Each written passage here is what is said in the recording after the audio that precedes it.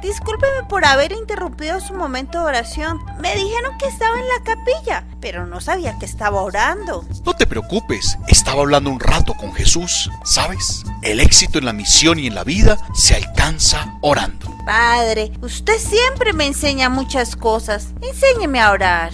Ay, Pilar, yo creo que la oración no se aprende con cursos como cuando uno va al colegio o la universidad. La oración se aprende en la práctica, es decir, orando, disponiendo la mente para pensar y entender, el corazón para acoger y las manos para entregar. Ay, padre, está muy espiritual hoy. Ay, no. Mira, ser orante es un rasgo de la personalidad del discípulo. Por ejemplo, en el Evangelio de Lucas, capítulo 11, versículo 1 al 13, Jesús nos da las claves sobre cómo orar. Muchas veces no sé cómo orar. ¿Qué decirle a Dios? ¿Qué le agrada a Él? Hasta me duermo. No solamente te duermes orando. En misa yo te he visto cuando estoy predicando que se te van cerrando los ojitos. Y no creo que sea propiamente meditando. ¡Ay, padre! ¿Cómo se le ocurre? Es que usted a veces predica larguito. Bueno, tú me dijiste que te hablara sobre la oración. Pues lo primero que quiero decirte es que la oración del discípulo es continuación de la oración de Jesús. Hay que aprender de la oración de Jesús. Jesús siempre tenía un espacio tanto físico como espiritual para entrar en intimidad con su Padre. Por eso que uno de sus discípulos le dice: enséñanos a orar como Juan enseñó a sus discípulos. Claro, mira que en la época de Jesús había muchas escuelas rabínicas, donde un maestro formaba un grupo de discípulos. Cada una de ellas tenía su forma de orar. Lo común era repetir ciertos textos de memoria, por ejemplo, los salmos. Como loritos. No precisamente. Era una forma como se dirigían a Dios, era un método. Juan el Bautista les había enseñado a sus discípulos otra forma de orar. Ya entendí. Es por eso que los discípulos de Jesús quieren aprender a orar de una manera diferente, no repitiendo cosas que ni sienten ni entienden. Jesús les va a decir que cuando oren, digan: Padre, santificado sea tu nombre, que venga tu reino. Danos cada día nuestro pan cotidiano. Perdona nuestros pecados, porque también nosotros perdonamos a aquellos que nos ofenden. Y no nos dejes caer en la tentación. Ah, pues ahí les enseñó fue el Padre Nuestro. No precisamente. Mira, ese es un término que no me parece el mejor, pues lo que quería Jesús no era enseñar una oración de memoria, como lo hacían los demás, sino toda una espiritualidad, toda una manera de relacionarse con Dios. No una fórmula para repetir sin entender, porque o si no, sería caer en lo mismo de antes. Ay, ahora sí me estoy perdiendo. O sea que lo que Jesús está enseñando no es una oración, sino una forma de orar. Así es, mi querida Pilar. Lo primero que debes aprender tú como discípula es que se está hablando con Dios como papá. El discípulo debe tomar conciencia de ser hijo de Dios, que habla con aquel que lo creó, que lo conoce, que le dio la vida. Yo recuerdo que con la palabra Padre Jesús comenzaba sus oraciones. Por ejemplo, él decía: yo te bendigo, Padre. Padre, perdónales. Padre, en tus manos pongo mi espíritu. Jesús llama a su Padre con la forma aramea Abba. Así llamaban los niños de manera afectuosa y reverente a sus padres, a sus progenitores.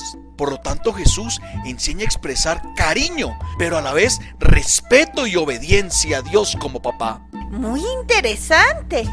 Pero, ¿y entonces qué significa santificado sea tu nombre?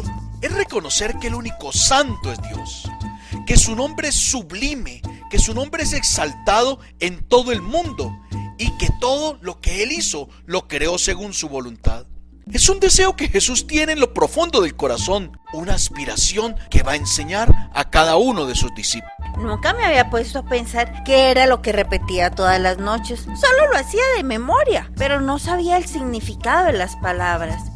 ¿Puedo hacer otra pregunta? ¿Qué quiere decir venga tu reino? Ese es el problema, Pilarcita. Repetimos y repetimos, mas no sabemos lo que decimos. Le salió en verso. Bueno, Pedir que venga el reino de Dios Padre a nosotros es una forma de reconocer su autoridad, es pedir que venga su acción creadora sobre nuestra vida, que venga su infinitud a tomar posesión de nuestra limitación. Es reconocer que Él es el soberano de todo, el Rey, para que venga y coloque su trono en lo profundo de nuestro corazón. O sea, que reine en nuestras palabras, en nuestros pensamientos, en nuestras relaciones, miedos, hasta en la sexualidad y la familia, en todo todito. Sí, es decirle, mira, papá, aquí está mi corazón para que tú seas el rey en todas mis dimensiones. Qué bonito todo lo que estoy aprendiendo hoy. Y padre, ¿y entonces qué significa eso de el pan de cada día? ¿Que nos dé el alimento? No solamente eso, Pilar. Es la tercera petición, es decirle a nuestro papá, Alabá, que nos abandonamos en Él para que provea nuestras necesidades diariamente. No deseamos que provea las de mañana, pasado mañana, o dentro de un mes o dentro de un año. No queremos acumular y acumular, ser egoístas. No, por el contrario, confiamos en Él que provee lo que necesitamos hoy y siempre. Entonces pedir el pan de cada día es decirle a Dios que en Él abandonamos nuestra subsistencia. No queremos muchos panes, al menos yo no quiero muchos panes, sino lo suficiente para vivir, el pan de cada día. Pilar, estás entendiendo muy bien el sentido de la oración. Al desear muchos panes, quizás no estamos pensando en el otro que también los necesita. En síntesis, Jesús lo que está diciendo es: papá, dame lo necesario para subsistir dignamente, ni más ni menos. ¡Qué profundo, Padre Pablo! Y tantas veces que lo he dicho y no lo había entendido. ¡Bah! La cuarta petición tiene que ver con el perdón. El perdón que Dios nos da no es una recompensa porque hayamos perdonado al otro, sino un don gratuito. Pidiendo perdón, aprendemos a perdonar. Perdona nuestras ofensas como nosotros perdonamos a los que nos han ofendido. Ay, pero es que yo perdono, pero no olvido, me es difícil. La cuestión no es pedirle a Dios que nos dé amnesia, que se nos olvide. Eso es un error. Es pedirle a Dios que aprendamos a recordar sin sentir dolor. Que así como Dios siempre nos perdona, nosotros aprendamos a pasar la página, perdonando a los otros. Pero yo insisto que es difícil, me cuesta mucho. Es un ejercicio permanente. La oración tomada con seriedad nos debe llevar al perdón, pero también nos debe llevar a ser fieles. ¿Cómo así, padre? Hoy usted está hablando de temas muy profundos y quedo como perdida. La quinta petición es decirle a nuestro papá que no nos deje caer en la tentación, es decir, que nos ayude a mantenernos fieles en el momento de la prueba. Padre, ¿y eso de las tentaciones es malo? ¡Para nada! San Pablo nos dice que no seremos probados por encima de nuestras fuerzas. El pedirle a nuestro papá fuerza para vencer aquello que nos pueda alejar de la relación con él y del hermano hace que cada vez seamos más fuertes. El ser probados o tentados y vencer esa tentación nos hace fuertes y fieles. Ay, padrecito, pero en todo momento somos probados. ¡Qué difícil es!